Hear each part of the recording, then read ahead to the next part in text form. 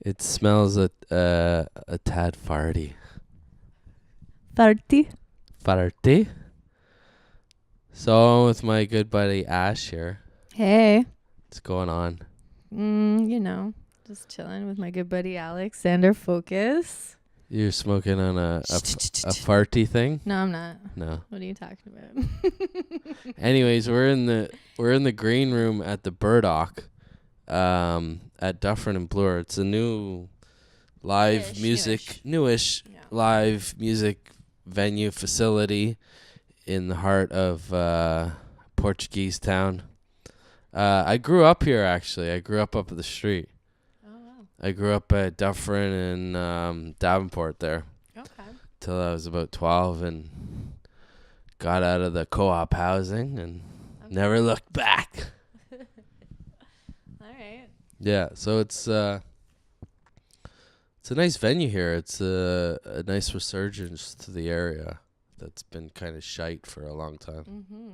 Absolutely. Yeah. Yeah. Yeah, it's beautiful. Yeah, no, this is my second time. Here, pull the mic up. This is my second time, This is my second time doing a show with you here at the Burdock. Yeah. So introduce yourself, young lady. Hello, everybody.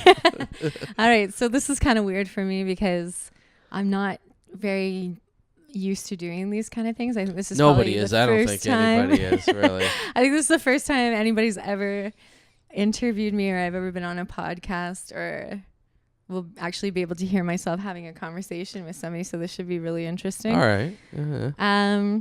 But my name is Ashley Gilmore, and a lot of you might, or some of you might know me as Ash Gallia.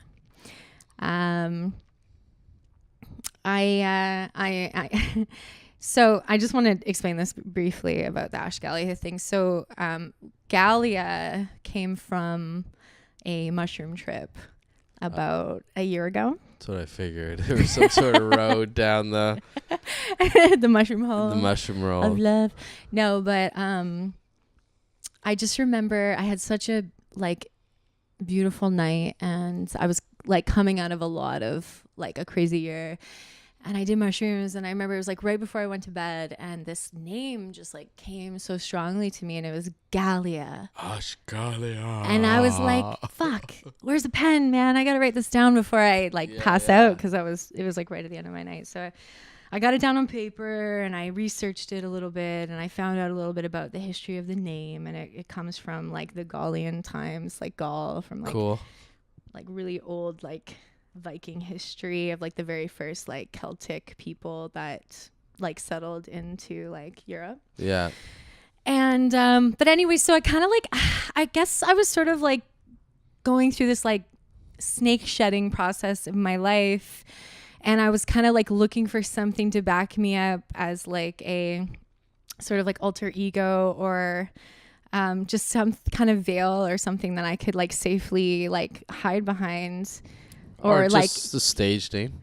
Yeah, or but no, but I know you're doing that because you're trying to let me off the hook, but I'm just being really honest here. I was really hiding myself, and even every time I would get up and do a show, I'd be like, who the fuck is this Ash Gallia girl? Yeah. And only recently it was man, I wrote these songs, and Ashley Gilmore, that's my real name. I wrote these songs, she wrote these songs, and she ought to be the one singing them. So now I'm sort of going through this other thing where I'm reclaiming who I am and my name and sticking to that. And also I thought about it as well. And I was like, if my songs were to ever really take off or whatever, I'm doing a show and my family, someone in Scotland or whatever is now, I've never met an old cousin or something like that, here's my name. And they're like, that's my cousin, and I just want to be able to be who I am and authentically and not hide behind anything else. So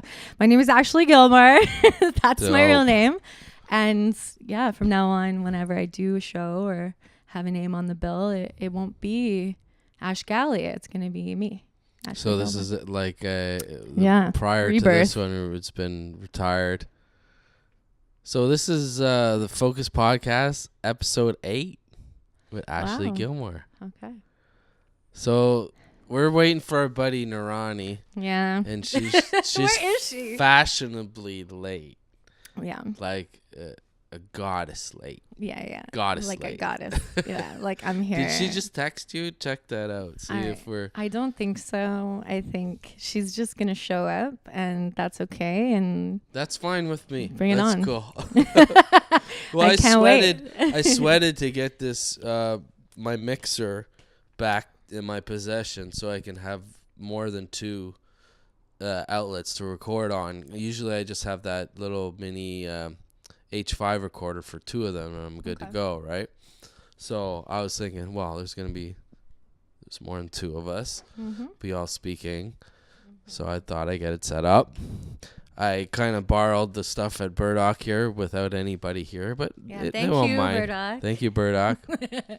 So Burdock is like a nice, high, schwanky I wouldn't place to say eat. it's too high schwanky. I would say For Dufferin and Bloor. Okay. For like, Dufferin and Bloor. Yeah, it's like a really actually welcoming, warm kind of vibe. I'd it's say like that. the perfect place to like take your girl or guy or whatever out on a date, have some nice food, try a bunch of different things out. Beautiful wine selection. Yeah. And they have a brewery in the back. Oh yeah, that's true. Which I'm plugging here, Burdock Brewery. Yeah. And company. I just want to share something because I actually found out on my way here. Like I live right down the street. I live at Brocken College. And on my way here, I took a taxi because I was kind of running late and stuff. It's like right down the street. And I was talking to the taxi driver and he was just had such a great vibe about him and so much love. And he was asking me what I was doing and asking me about my music. I always have deep conversations with taxi They're drivers. The best, right? Yeah. And Buddhas in disguise. So he's like, you're going to Burdock, right? And he's like, do you know what Burdock is? It's like an old Portuguese. It's a plant. Oh, and apparently, it's a vegetable apparently. And I haven't researched this yet, so I'm just reiterating what he said. But apparently, it holds it's the one plant that gathers the most nutrients out of the earth, out of any other plant in the world. Get out. I could be wrong, but I'm not wrong because it wasn't me. But I was like, I believe that's a cab really cool. driver. Yeah. I believe a cab driver, man. Yeah. I believe a cab driver. What does he have to lose, really? So I thought I was like, I'm going to research that, man. Well, that's cool. I had no idea. That's pretty interconnected, And I remember this place is like an old Portuguese chicken place. Really? Yeah, it like was like a churros Queiroz. Yeah, like or my like boyfriend would kill me for saying it like that. Authentic Portuguese rotisserie chicken place. Yeah. I grew up here. I grew up up the street at Dufferin and Davenport in the 80s. Mm-hmm. And it's probably changed so much. Substantially. Like all up Landsdown used to be all GE factories, and they used to make the tubs and refrigerators, and so there was some pretty bad chemicals. Yeah, there's a lot buried deep in. They're like PCB tanks buried under a lot of the townhouses that are made up along Lansdowne there. So when I lived there in the 80s in this co-op housing at Primrose and Davenport. Just like Davenport and Lansdowne. So it's across the street from one of these GE factories. So they had like environmentalists from the city of Toronto come over and tell people, if you're growing anything here, don't eat it. And I was like, that's fucking that's bad. Oh, man. So there was a lot of like protests in the 70s and the 80s to not build on all of like the west side of Lansdowne, going down all the way basically from Davenport all the way to Bloor. Yeah. Or even as far as to Dundas. So there's, if you know the area, there's a hill and then it comes down gradually as you get towards Bloor. So there's this huge lot. Just, where the Starving Artist is? Like where it used to be, I think. Yeah, like on Landsdown. Yeah, of course. Right across the street from it, there was an empty lot. Huge lot, like big enough to put a Home Depot or something. Really? Something huge.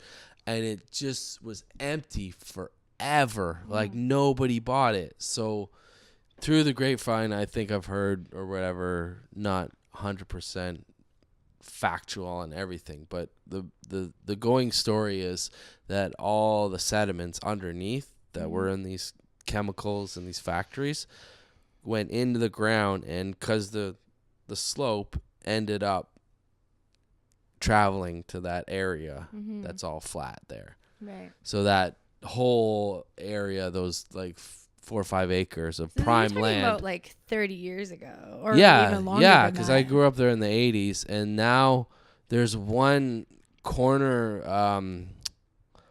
factory on. If you go DuPont and Landsdown on just the north side on the east, it's like all securityed off, and there's lots of surveillance there. Really? And they make uranium, because they used to make uranium for the lining of the tubs, right? That's right. And the freons, to make the freons for the refrigerators and that. So there's all that buried. So then they've kind of reduced that to one company in the corner, and it's Hitachi. And Hitachi, it's for like Don't they make like phones? For plasmas. It's for making the plasma TVs, right? I'm not a scientist. I don't know what the fuck I'm talking about. I love scientists, though, you know. But it's they teach us so much. It's kind of suspicious how it's all just Joe Rogan's podcast, and like, you know. Well, I'll get some scientists on sometime and explain the shit to me, and I should get a historian in like from the West End of Toronto just to tell me exactly what the fuck. Yeah, there's a lot of that going on too. Like if you even go down to like, you know, Stirling Road, there's that the new modern arts museum that just on hold your mic closer. I just want to see. It was just the sorry. Hey, what's up?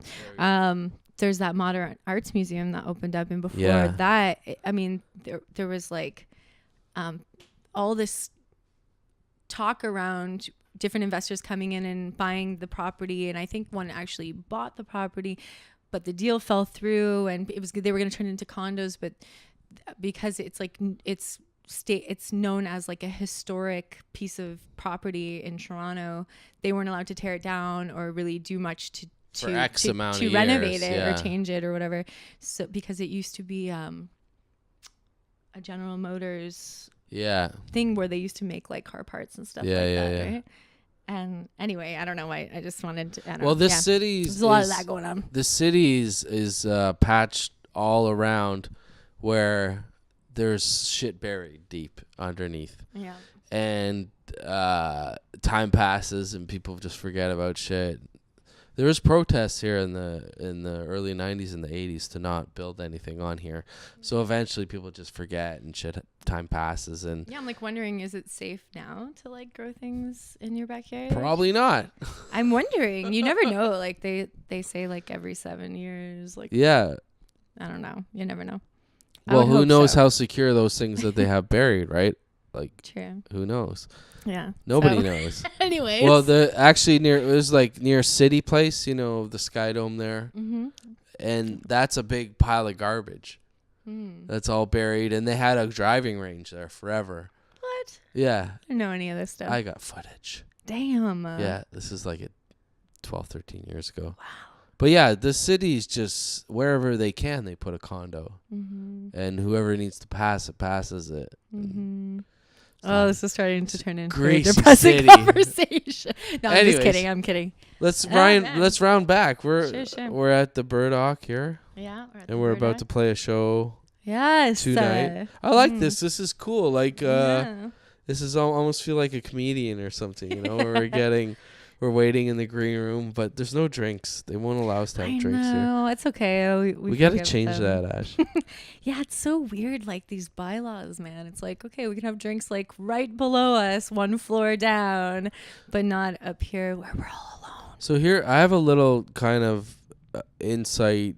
Oh, that's the subway going by.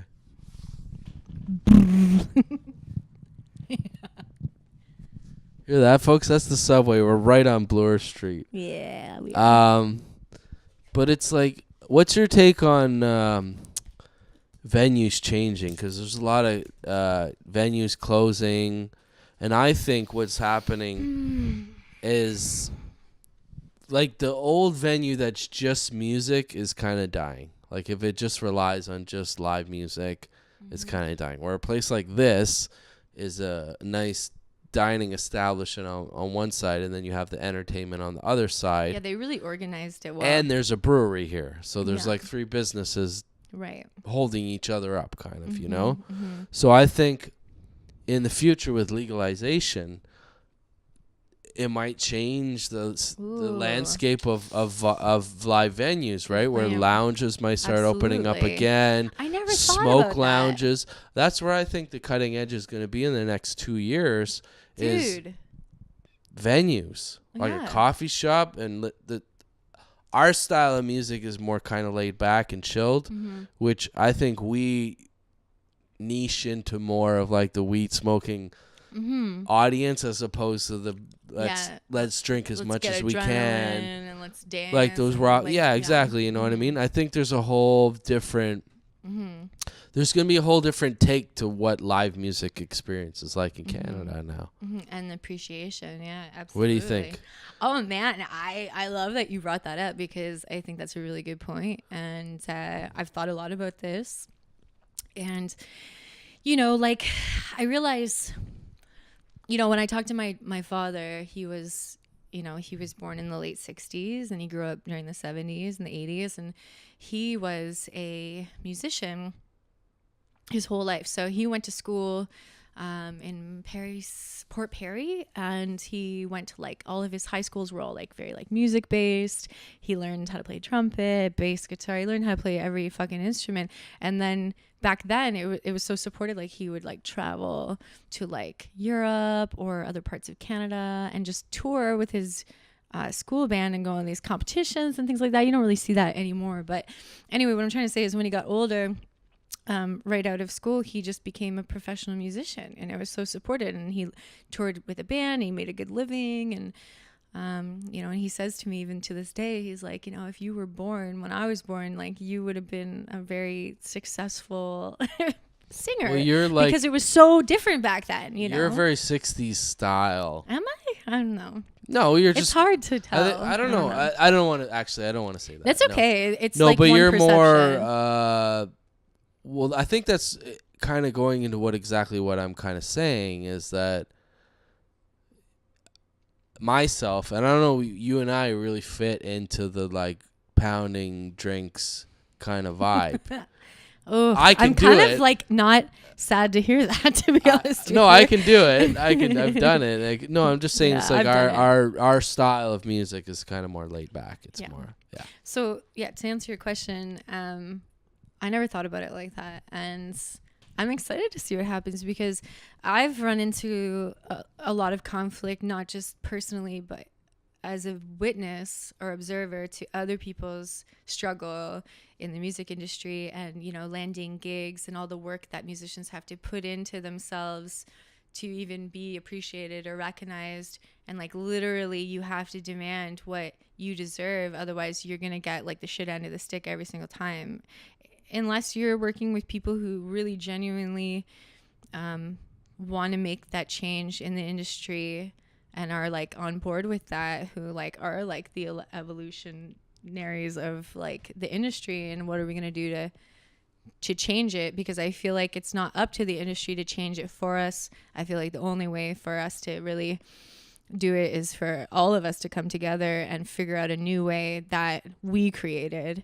You know, and I've thought about this too. I mean, during the summer, it came across my head, and I was like, because I would kind of lost the joy in playing in these little bars and things like that. You know, I would play, and I had something to say, and,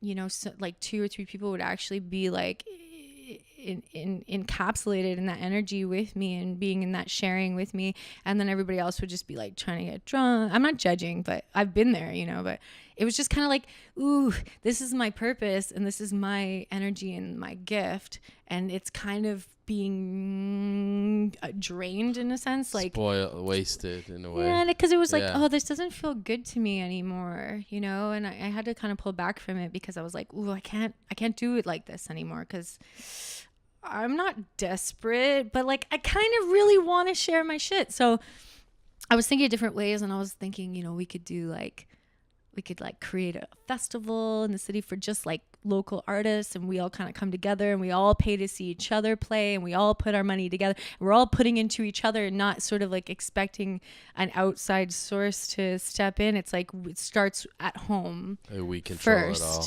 Yeah. Do you know? And then it expands from there.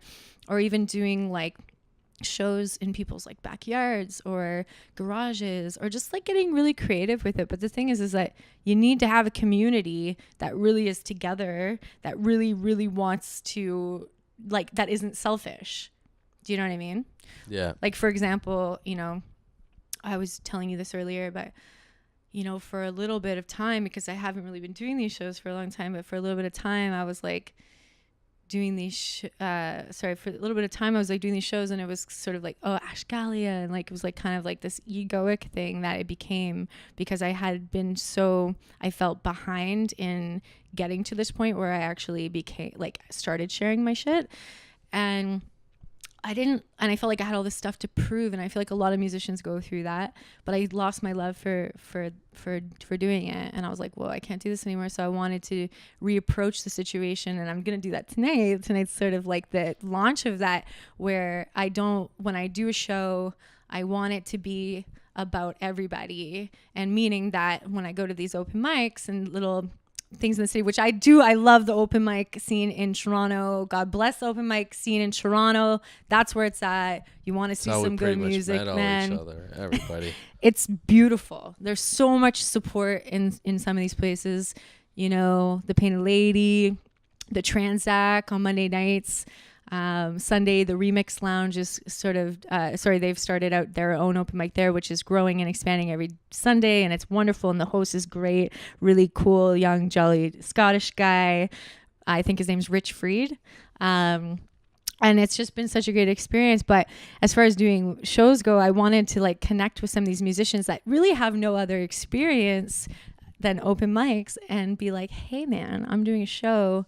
Do you want to like do some of your songs, or like just involving them, or like getting like just, you know, sharing the wealth and experience with everybody, and not just having it down to like one artist, you know, kind of thing. And so tonight I'm actually going to be, can I say that? I guess I'm going to be. Yeah, say whatever you like. Yeah, tonight. I'm going to be introducing a couple artists who have never played a live show before.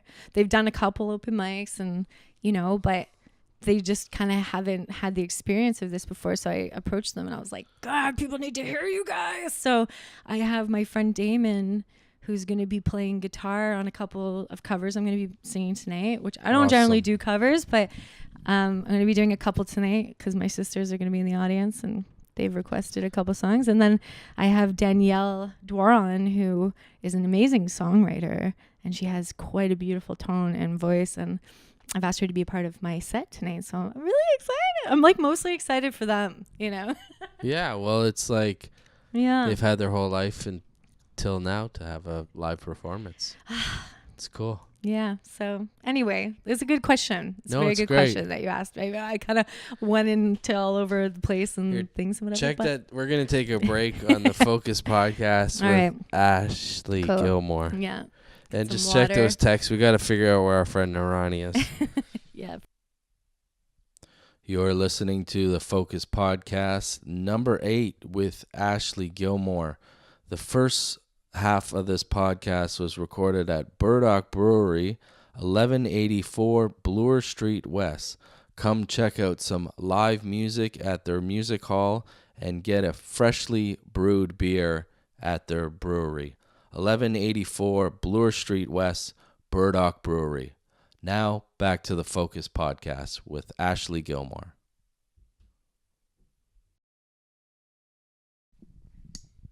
Let's do this. So we're rolling. Uh-oh. Part 2. Yeah, Ashley yeah. Gilmore. Hey, thanks for having me in the basement here in your home, your humble home. Ooh, basement. Scary down here. Oh. No, I'm just kidding. It's actually really cozy in this weather, really. You're not missing anything. Yeah. I actually had a friend come and visit me a couple of weeks ago, and he was like, it feels like grandma's house in here. It's got like well, you're just talking about your grandma's heirloom here on the side, on the counter, on the table here. So how old is it? It's a candle holder. Is it a candle holder? It is a candle holder. And it was a candle holder. Looks pretty old. It's been around since I was a little girl. So I don't know, longer than I've been alive. Yeah. And that's, I don't know, pretty old now. So Well, past my own memory. For as long as I can remember, so it's that old. I don't think anybody in my family will be able to tell me how old that thing is. It's old. That's good. That's a good measurement. You don't know how old it is. That's, it's special. Yeah. Anyways, we're on Braque Avenue, which is just west of the Dufferin Mall, which is You're promoting my street now. yeah, the Armageddon last minute shopping place, I like to call all the time. Every time you go to the grocery store, it seems like it's the apocalypse and everybody's like stocking up and clearing the shelves out. It does high volume, that No Frills there. Yeah. Anyways, I grew up around this area, so Yeah. I've seen a lot of change. Anyways, I lived on this street too. Fun fact. Yeah, in a transition period with a buddy of mine. We moved out of Landsdown in Bloor. Oh no, this is prior to that. We moved out of Trinity Bellwoods there. We got bumped out. The landlord was saying, "I'm moving in because I see the area changing and I'm gonna reno this place." And then, so my buddy I went to BC for a month. Ooh. Hold on a second. Nope. Are you about to sip that? Yeah. Okay, let's cheers first. Oh, salute. Okay, so we're Thank about you to to drink your, some hot cacao. We'll see where this So goes. like, hold on, wait. Oh, wait. Chill. There's a process to this, okay? Such an animal. Okay, we're about to drink from this beautiful cacao plant. Here, tell the microphone. Beautiful cacao beverage that Yeah. I prepared for Alexander, Focus, and myself. And anyway, it's some raw cacao paste, which is derived from the cacao plant from Peru. Holy cacao. And I've just like slowly cooked it in a pot with a little bit of cinnamon and coconut oil and a little bit of coconut milk, organic coconut milk, and some cayenne pepper. Oh boy. And that's about it. And a little bit of sea salt. Smells good. Yeah. So anyway, it's known as like a heart opening remedy. It's That's good good, because I did a lot of healing the heart, the wounds of the heart, or like opening your heart to receiving love, or yeah. It's funny you talk about that, because I had a mindset shift like this week. Okay. And my mindset was like, oh, cheers, let's take a sip. Okay, so hold on. So Yeah. so you're supposed to like just give it a smell first. Yeah, like Take in wine. the smell. Exactly. Take Like the a smell. fine wine. Maybe like take a look at it. And what they say when I go to these women's groups. It looks nutty. It looks a bit nutty. It's That's so rich and beautiful. Oh. And then maybe put it to your ear and see if it has like a little message for you. I hear little Oompa Loompas from Charlie and the Chocolate Factory Oh yeah, okay. I hear. in the Chocolate River. I hear. Don't. Oh no. How does it go? Never mind. I don't hear anything. Some German It's not song? talking to me right now. Anyway, no. So yeah. Cheers. Cheers. To creating. Tripping out. I'm going to drive home in rush hour traffic, too. This will be fun. You don't go anywhere in the city anyways. That's tasty. That's like a melted chocolate bar, Just very basically, with some spices in it, which is... Oh, and it's got a little bit of maple syrup as well. That's delicious. That's And good. it gets you. Thank It you. gets you high as fuck. Well, see how long. They do these. We'll have a measure of time here to see how quickly we get screwed up. Like, rewind it to the part where they said cheers, and then we'll count the minutes into their insanity. So there's actually this event that happens once a week at this place called Alternity, which is located at around St. George subway station area, right on Bloor Street. It's actually 333 Bloor Street. And it used to be like a really, really old library, like used library bookstore. And these people that I know who own another store called Alternative Thinking, which is located at Bathurst and Bloor, which is like a really awesome alternative store where they sell different kinds of like medicinal products and elixirs and like things for like therapy and spiritual cleansing and crystals, and just like it's a magical store, man. Superfoods and fucking teas and everything. My favorite, one of my favorite places to go. But anyway, so they own this store, this other place, and they called it Alternity, and it's an elixir bar, so it's like an alcohol free. That's what I want to talk to you about. Nice. Venue, and it's absolutely stunning. Like inside, this place is so beautiful, Alex. Like you have to come. It needs check it live out. music. So, they do an event there every Wednesday called the Chocolate Groove. Ooh. So it's like a kind of like our drink here. It's an alcohol-free cacao dance, like cacao ceremony dance party, and they have a theme every Wednesday, and everybody comes together. They drink chocolate, they get wild, they dance, and they express themselves. They have a new DJ every Wednesday, and it's like really cool because it's like, you know, it's an alternative to like going out to a bar and trying to seek that like way of. It's a different. That sounds really cool. Yeah, so I'd love to take you there because let's do it. You'd be down. Well, it's a different way without alcohol. We could do a show there. And plan something there. It's a different way without alcohol, and it's an alternative for people who just still want to go hear music. And without having to drink alcohol. This community, I think, would really dig what you're doing too. Oh, for sure. I think because it's just lulling, like. Here, smoke this, drink this. No, but I mean, relax. like what you have to say. True, yeah, because it's more based on poetry, lyricism, and they're gonna listen to you, and they're gonna listen to your words, and they're present. Yeah, you know what I mean. Which is like at a bar, it's kind of hard to get that attention. AK, don't take my words seriously, folks, because most of it's joking too. Oh, okay, sorry. No, but no. I get so find there's some sort of purpose or theme to a song. I think it's important to kind of just keep it structurally together. In my opinion. And sometimes there's tracks where I just go off and it makes no sense whatsoever. It's like, how many subject matters are you bouncing back and forth on? Yo, we should create a fucking song together, man. I'm ready to get you in the studio and get some vocals on, because it's I already have a few ideas. Yeah. And because it's been a long go doing the live shows, and I haven't really created anything new in about more than a year. I feel that. And I think we touched on this on our part 1. On part 1 of the Focus number 8 podcast with Ashley Gilmore, we were last at Burdock, and we were waiting for our friend Narani. Yes. And so we decided that I'm just going to finish off a second part with my friend Ashley here, and I'll do a different one with Narani at a different time. More or less, it was just an excuse for us to hang out. Exactly. Like, not that we need one, but... Cheers. Cheers. This is delicious. So anyways, I got time off in December. It's working. And I'm rearing to get some new stuff going. I have drums already down, and I have a couple of bass lines. And I'm going to get...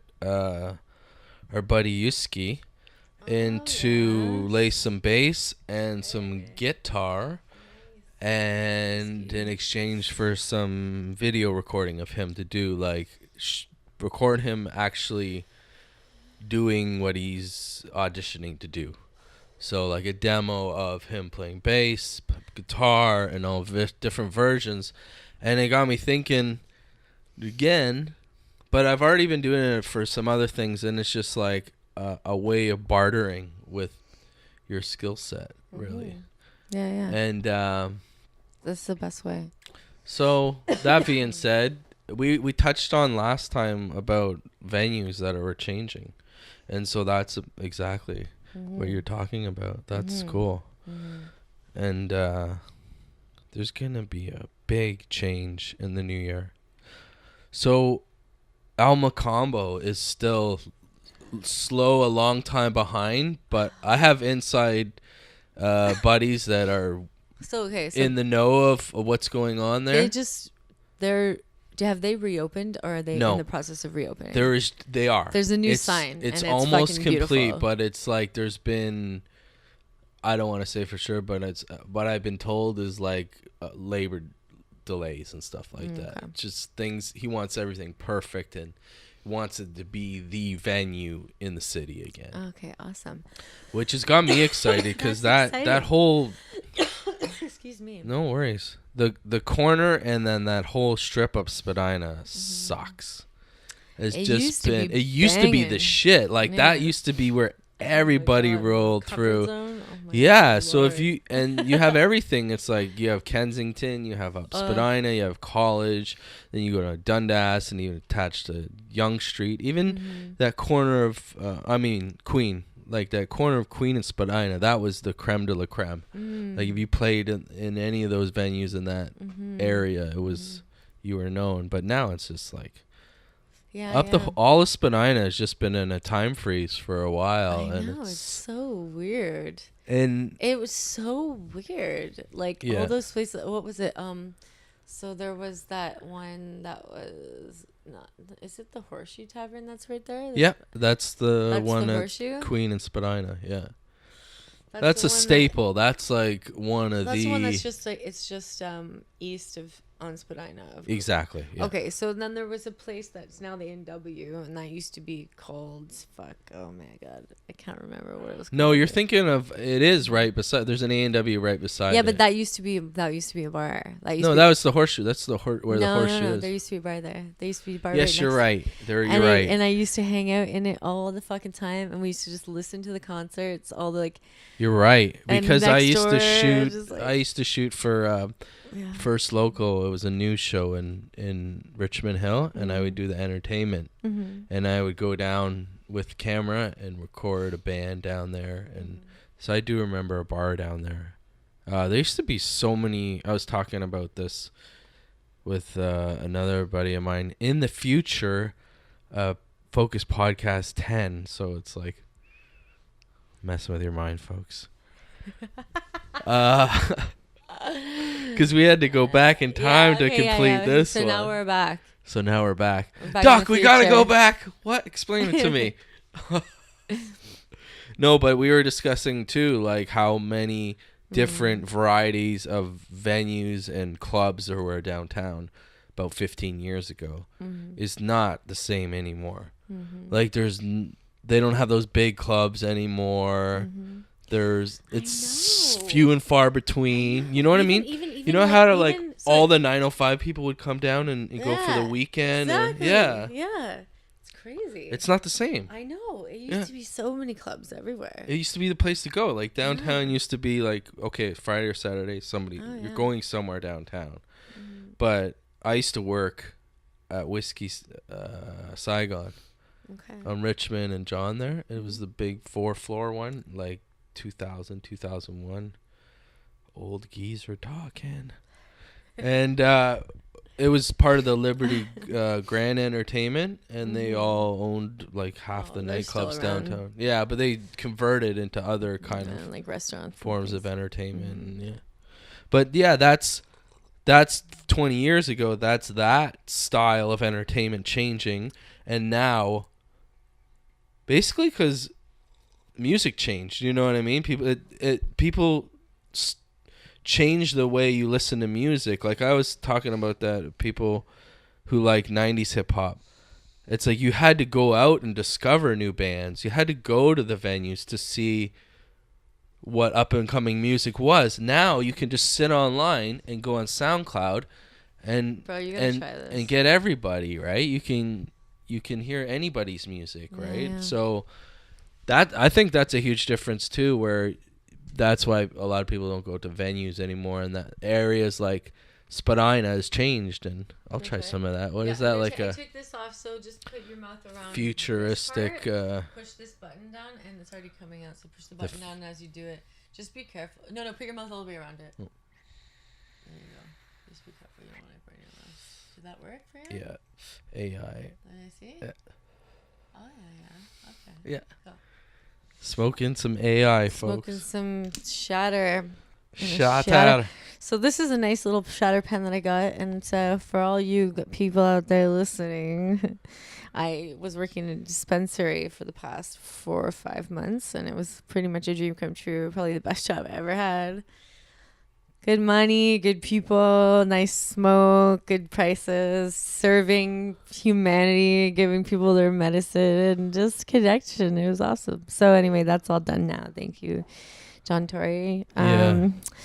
So anyway, I it was funny because after the place got raided for the second time, I was in a taxi one day, and I always have the best conversations with taxi drivers. Yeah, enlightenment. I know. I think Me we too. brought this up last time. We were talking about Burdock, which I actually bought some Burdock, and I have Burdock in my fucking cupboard right now. No way. Yeah. Busted out. Yeah, and it's really good for a lot of things. That's like hair cool. loss and like overall like immunity and everything. It's really great.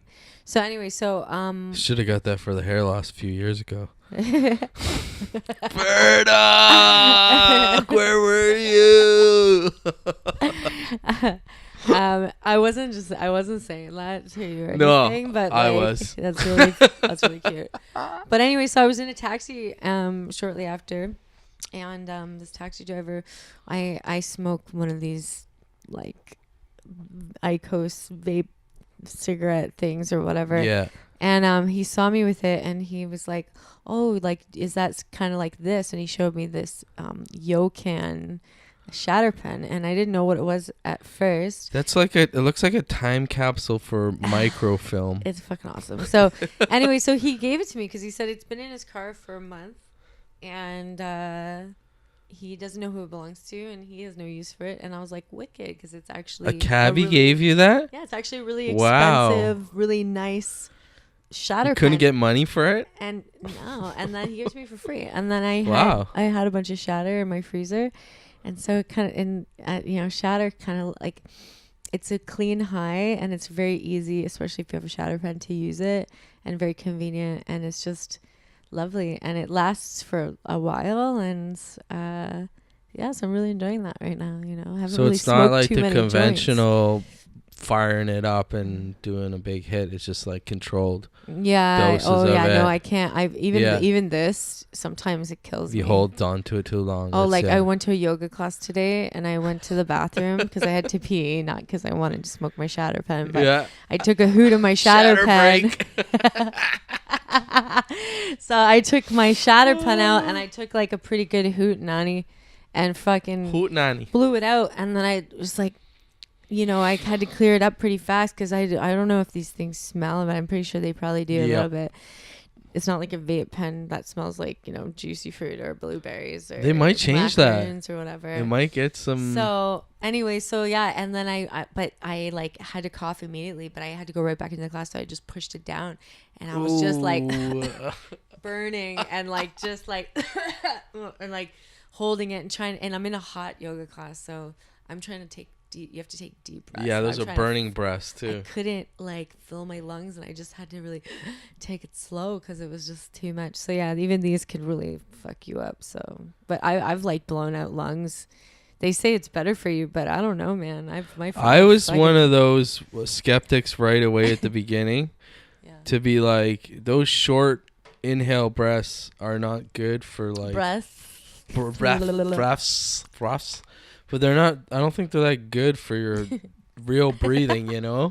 You're supposed to breathe through your diaphragm, your full capacity. Not all the time, I don't know, but it's like it's a lot sometimes of chest breathing, right? It's short and not that great for you. Sometimes when you're trying to, I feel, get those deep full breaths, it's often like I find that I have like I'll get a little blocked in a certain area, but I've learned how to like not get anxiety about it, and not to really judge it or attach myself to it, and just go, I'll get a deep breath like in the next breath, or like 3 breaths from now, or like whenever the breath comes, it'll come. I'll get it later.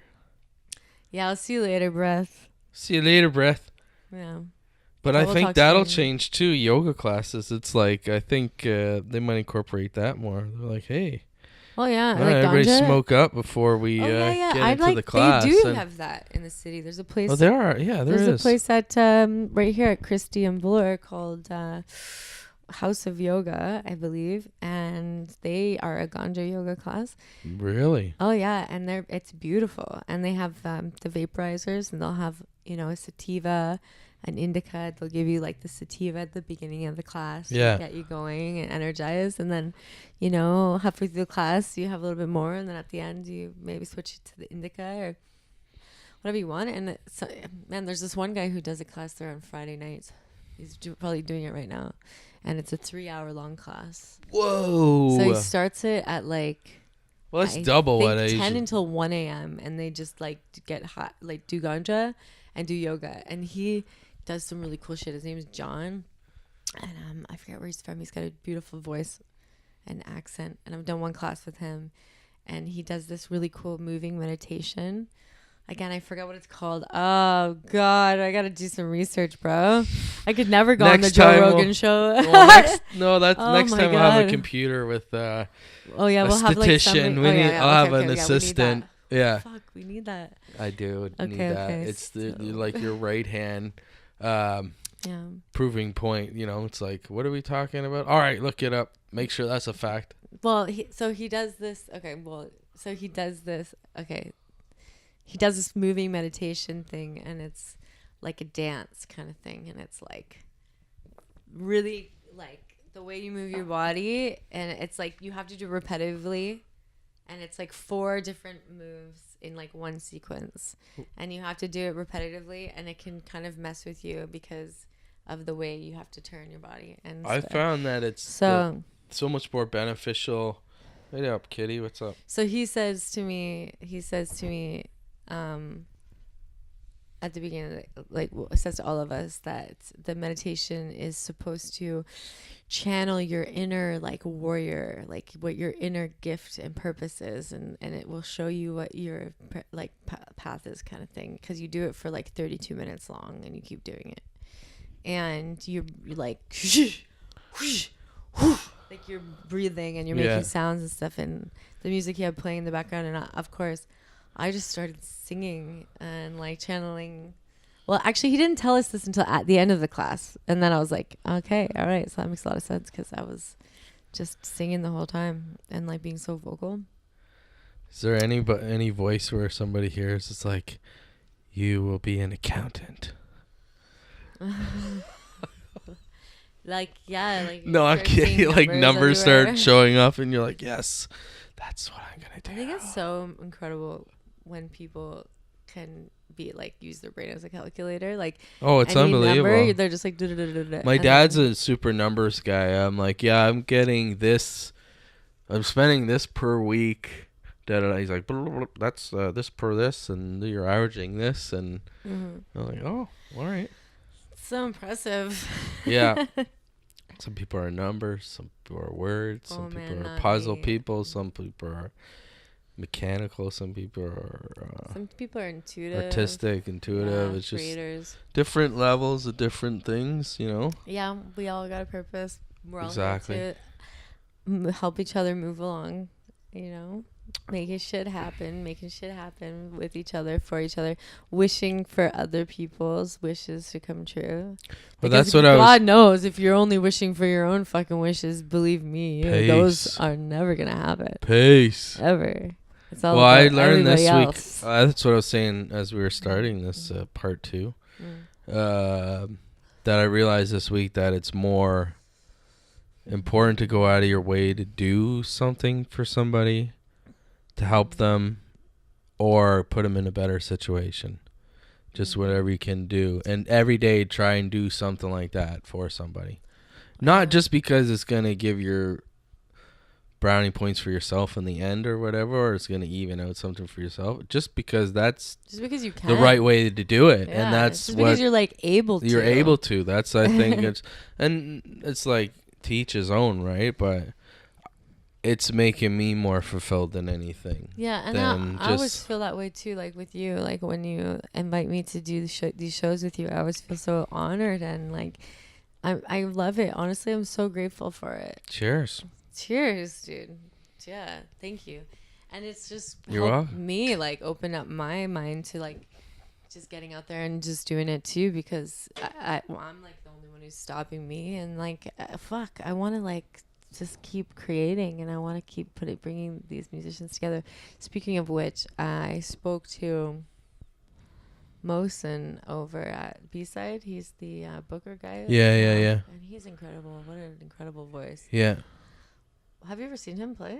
No, has he been like a Painted Lady regular? Yeah, he's been there. But I haven't been there a long time, like a year and a half. I haven't really done any. Okay, well, anyway, you gotta. Anyways, yeah.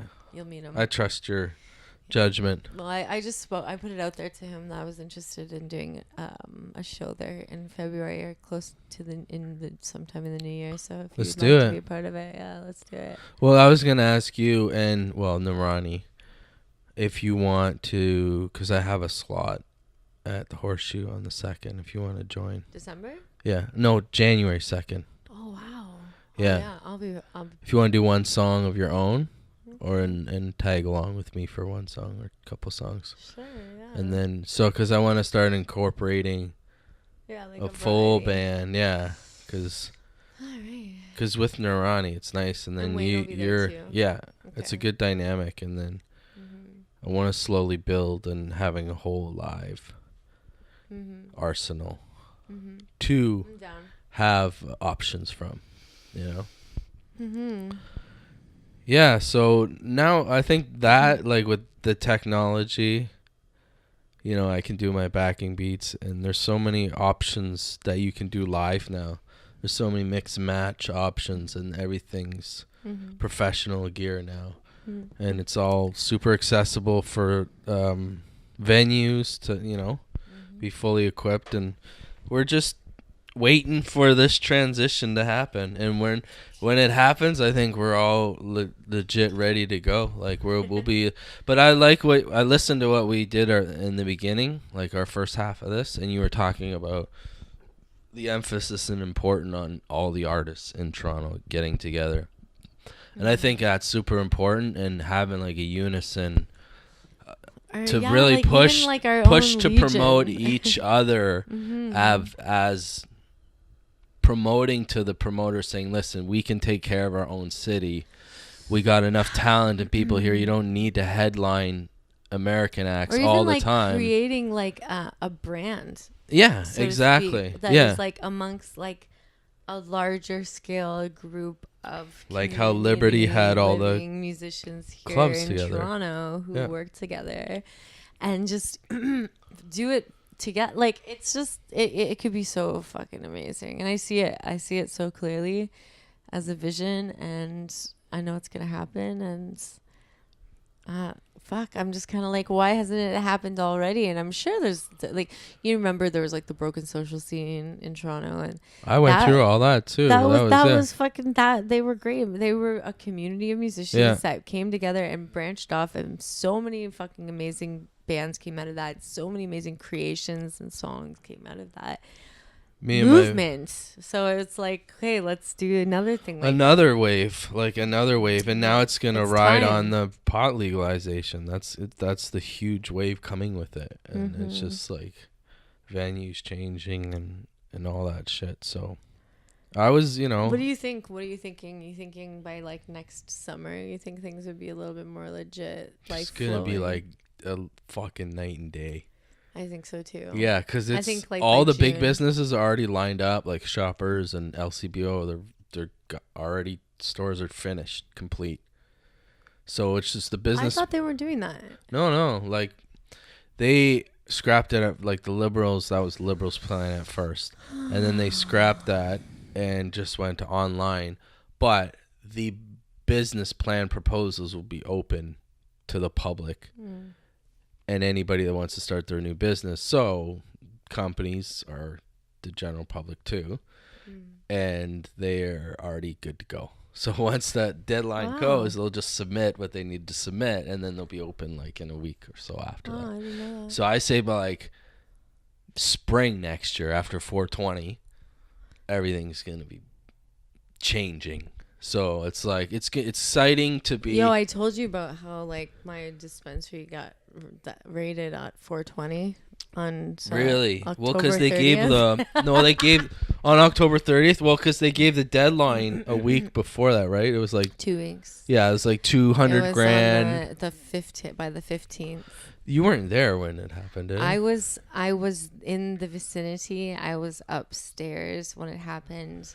So what do you think about? Okay, they didn't see me or catch me or get any of the things that were upstairs. But honestly, I mean, it was a good job, and I feel totally innocent in all of it because it was only for a couple weeks before things kind of went a little backwards, because it did go backwards. It literally went backwards, you know. But I see all these other like provinces in Canada and cities, and even in other parts of Ontario on the outskirts of the GTA that are like really flourishing, including Hamilton and London, and I think Windsor. They're kind of cracking the music down a scene little too. bit, but it's crazy to me how it's like just here in Toronto that this is happening, and it's just, I just think it's so disgraceful. It's more of a spectacle in Toronto. They can do it because they can look at it and say like, the cops can come in and broadcast it on the news and say, oh, look, we got the bad guys out of the way. So now we're dealing. It's a general, to me, it's like publicity or something. And it's having the market to themselves, basically. Like they're trying to monopolize it 100%. That's why they're controlling it, right? So I was in favor of like just letting the stores doing what they're doing. Like they're already good at what they're doing. Did you ever go to the open mic that was at the weed spot down on Yonge? Was it Yonge or was it Church? It was on Church. I think that was like in like a transition of my time where I wasn't like, I started doing open mics like in 2012 and yeah, it was Dylan Hennessy was the host, and wasn't he like part of a supermarket crowd or the? I don't know, but probably I don't know. He's pretty fucking awesome too. Oh, he was he plays at like the Painted Lady and that, and I think he does his own thing, man. Yeah. He's just making shit happen. But how dope is the Painted Lady? I was thinking that how many people now I'm looking at are doing big things on their own. Like and a lot of groups. People that came out of there. Yeah, that came out of there, out of that, just that open mic scene for about 4 or 5 years. That it's going on 7 years now or something. But I started getting in there like the second or third year, and it was like something of an institution because now my dog closed down.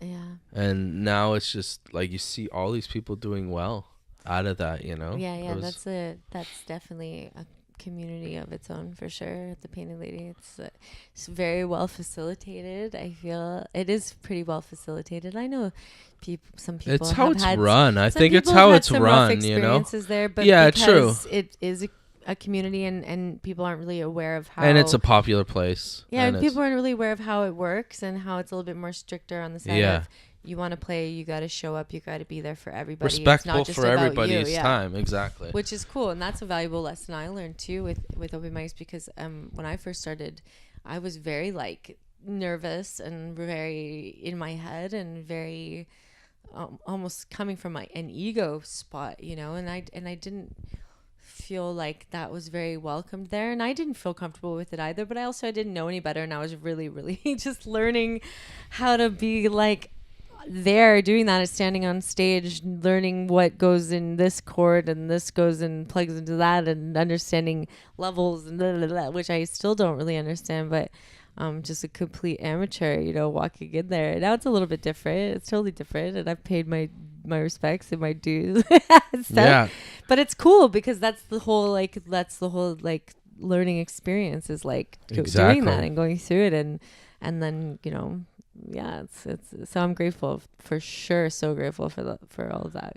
Well, I like what you did with our show, and you brought up that first time Danielle. Danielle, she was sweet. She was such a nice, young lady. Yeah, so she's gonna be doing she's gonna be a part of it now. So that's I've great. Yeah, included her like you now just in- pass the buck on, right? And you just that's what it's about. And then I think that's what's the important thing about this whole no, it's this important thing in this whole community is like we all have these there's so many venues to play. And it's like we all have these opportunities and platforms, but not everybody has that ability to get a slot or a show.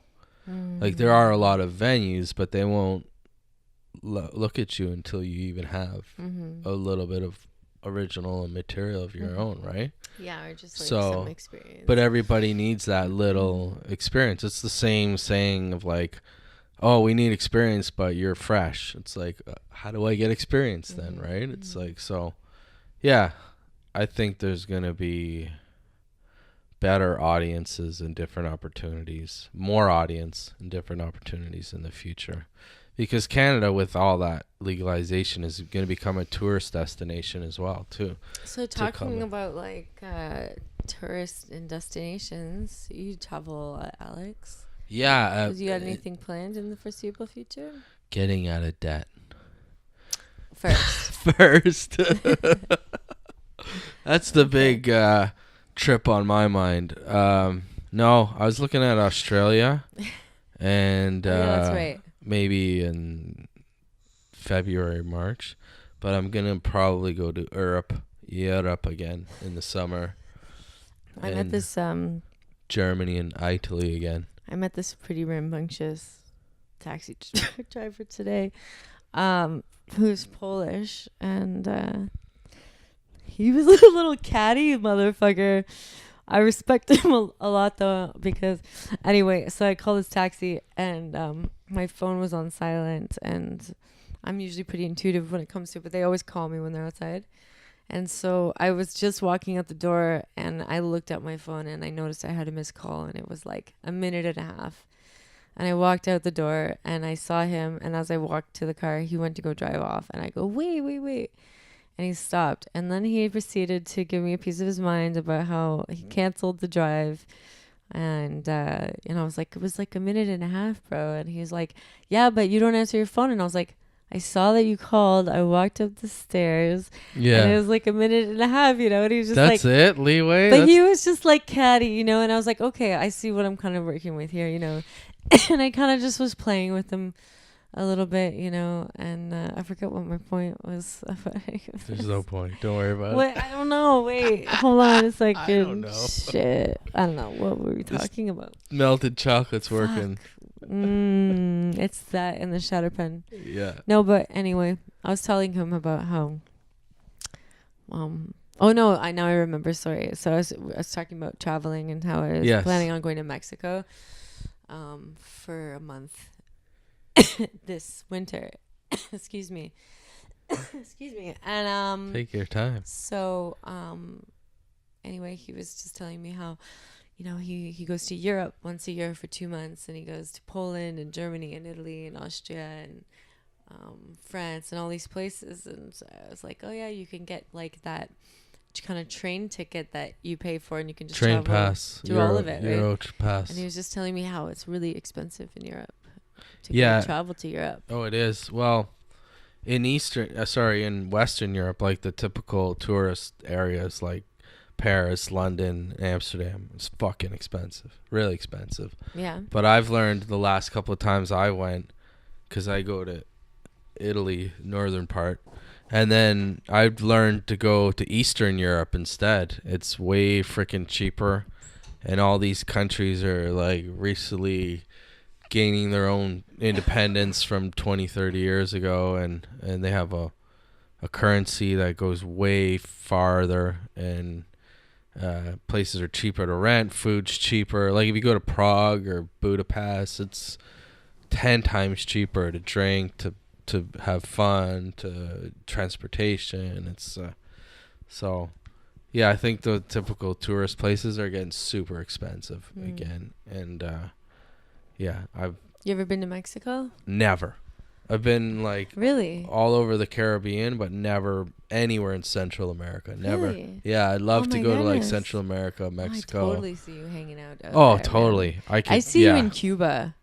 I see you just like fucking just running the streets in Cuba for some reason. I don't know.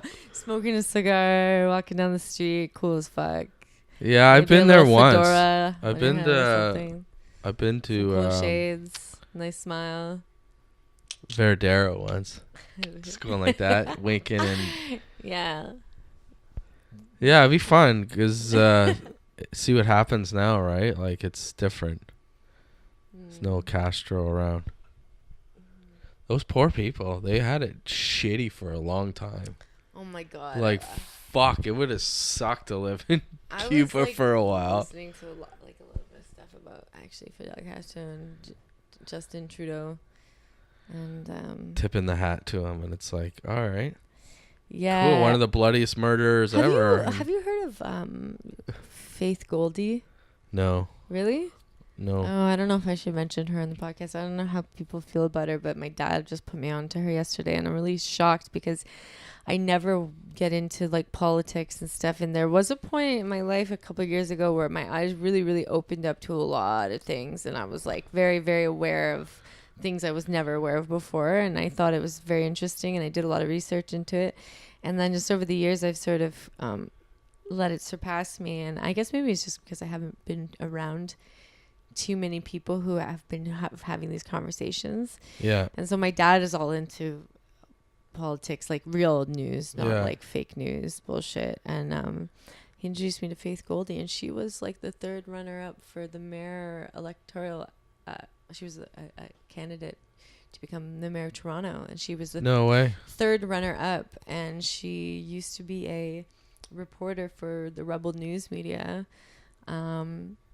And she's just very candid and very real and well-educated and beautiful and well-spoken and a truth seeker, and just I fucking love her. But for some reason, there's a lot of activists that, and I don't know, and I'm sure they have their reasons or whatever, and they could tell me and whatever, and I hope I'm not pissing anybody off, but there's a lot of people that don't like her, but I think she's fucking badass. Anyway, you should look into her. I should. Pretty fucking... I know. I'd like to see Joe Rogan interview her. My mom was friends with Peggy Nash, who was like NDP candidate leader. But I grew up with her son. I was like friends with her son growing up. So Alex, politics is weird. It changes people. I think it just like you have good intentions going into it, and then there's set mandates you have to do, and then it changes somebody, and it's like then things come out of your power. Maybe they become out of your power once you, I don't know what goes on behind the closed doors. But the thing is that people really don't know what it actually all means, like what actually like being a libertarian actually means, and what being a conservative actually really means. Like people really actually don't understand it, and they just think trigger words. They think like conservative is a bad thing or whatever, when it's like it doesn't have to be. There's a lot of good conservative in the world. And what if you were food conservative? Like that guy is on. Oh, shit. He's smart. He's conserving his food. Mm-hmm. Yeah. I'm a drug conservative. I only take small doses. I'm very conservative. You smoked that whole joint. What are you talking about? So, I'm actually going to go to that thing tonight. Do it. I am. And it's at 7. And it's 6 o'clock now. We should wrap it up. We should wrap it up because I got to jump in the shower and I start to get ready. But I'm going to finish this smoke thingy and then... Thanks for vaping and thanks for... Yeah, you're welcome. Talking and being a guest. And thank you. This is an interesting one. We had two venues. There's 2 venues in one podcast. Yeah. So, Ashley Gilmore.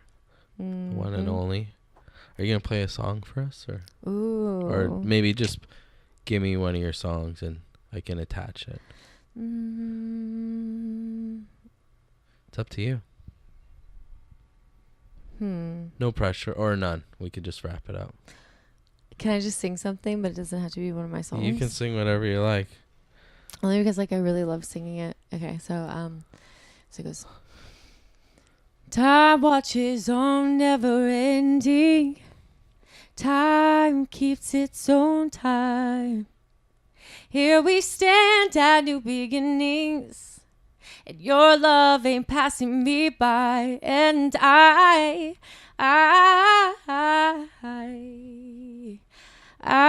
can't dream for us all. I hope I'm in a better state when here and now crumbles and falls, and you who makes worlds collide, said I knew you'd come knocking one day, unannounced like a thief in the night. Where do we go from here? Time ain't nothing but time, and I now have no fear of my fears, and no more tears to cry. Good morning, good morning. Morning will never be the same, 'cause I won't make the same mistakes. Time and time again. Time and time again. Time and time again. Time and time again. Yeah. Time and time again. Ashley Gilmore. Thank Ain't you. she great? Focus Podcast Thank number you so much 8. for having me. Oh shit. Number 8. Powerful number, bro. Thank you, Powerful darling. number. It was Thank a you. blast. Yeah. Many more. For Good night. sure. Cheers, folks.